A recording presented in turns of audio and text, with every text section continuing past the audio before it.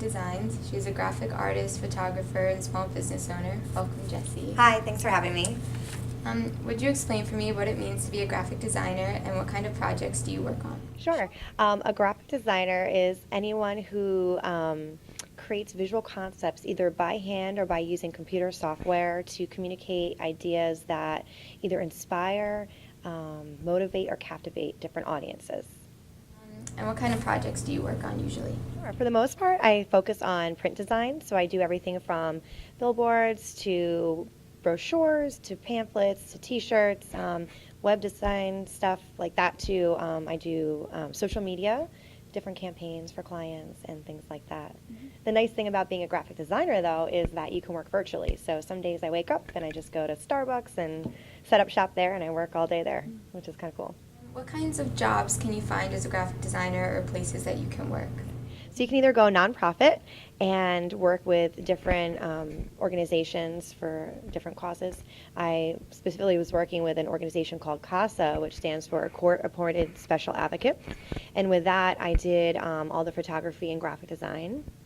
And I really enjoyed that. Or you can go for profit and you can do different ad campaigns and communicate different ideas through your software and technology. I also understand you're a photographer. How does that fit into your work as a graphic designer?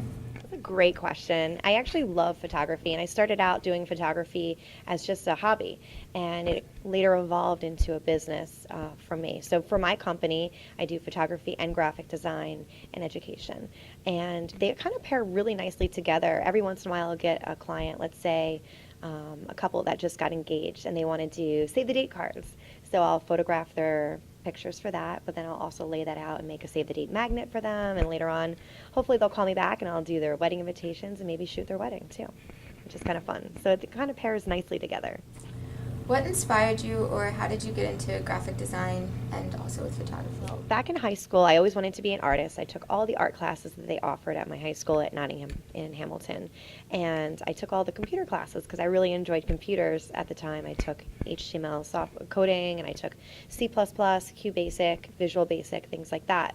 So I always had a background in computers and one in art, and when I was looking at colleges, my mom said, well, why don't you combine both of your passions? And so that's where I learned about graphic design. And Rider University was my first and only choice, and they offered what I wanted, and the rest is history. You're owner of Jessi Franko Designs, your own graphic design business. Can you explain what it's like to own your own small business? Well, it is a challenge. I'm not going to lie to you and say it's super easy, but it is a challenge. Every day you have to be extremely organized and motivated.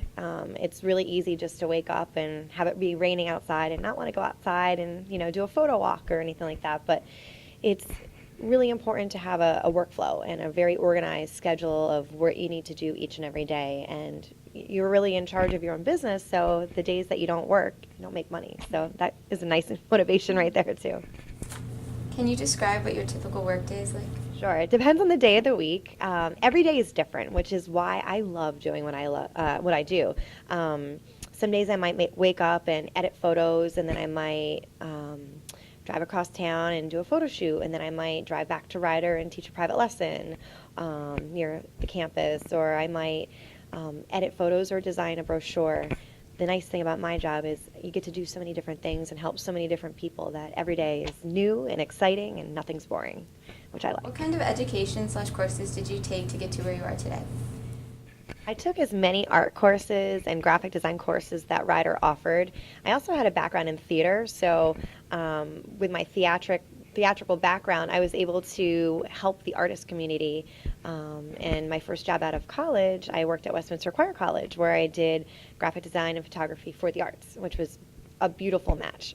So I do that, and then I also do a lot of photography at McCarter Theater, so I'm able to combine theater and art and graphic design and make it my life. I love it.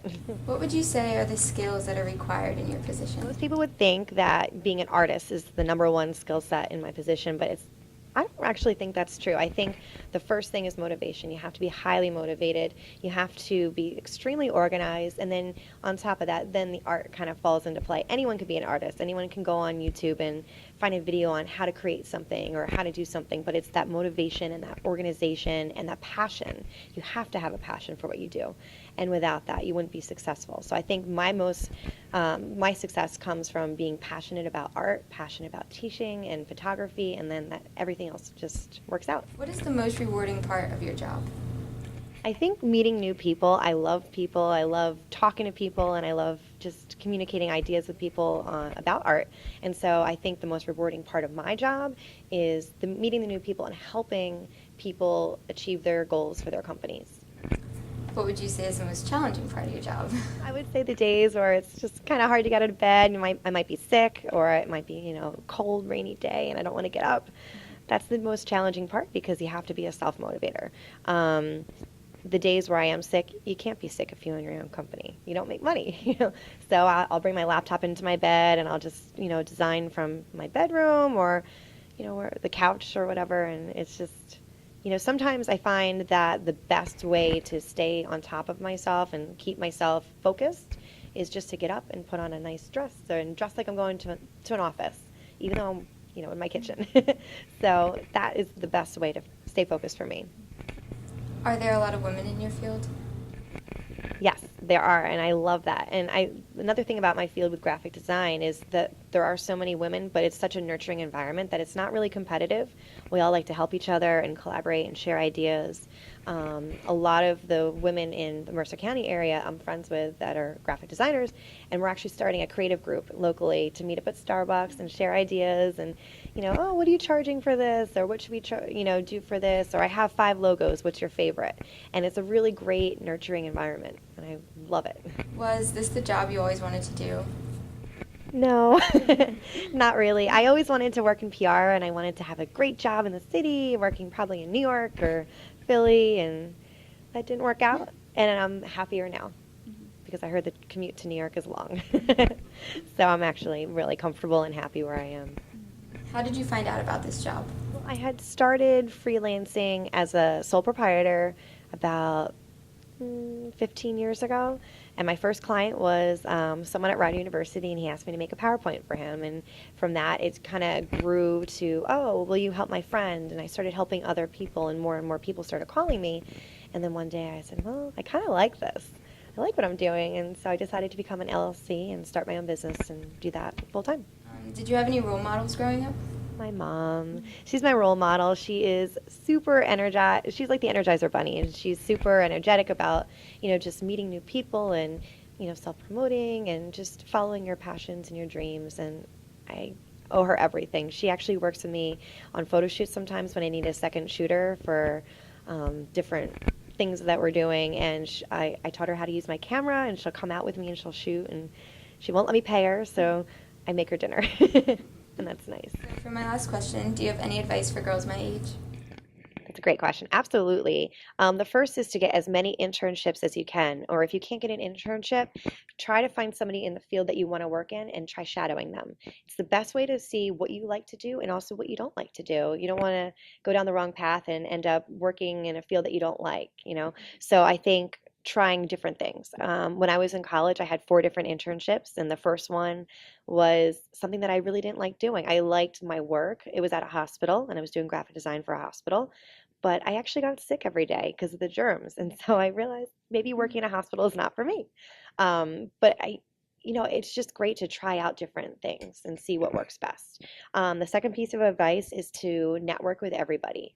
You really have to look at everybody as an opportunity, that anyone that you meet in public. I always have my business cards and I hand them out to everybody who will talk to me.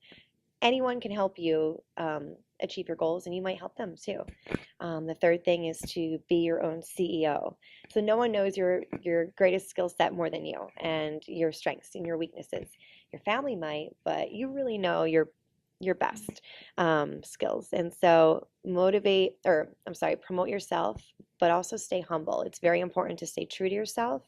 And so it's a very fine line to promote yourself, but without crossing that line and being pompous or arrogant. So be humble and be true to yourself. And the fourth thing is to be a leader. Someone's always watching you, and so it's always good to put your best foot forward and be a positive leader and a positive role model for other women. Thank you again, Jessi Franko Oliano, for coming in and interviewing. Thank you so much for having me, and good luck with your project.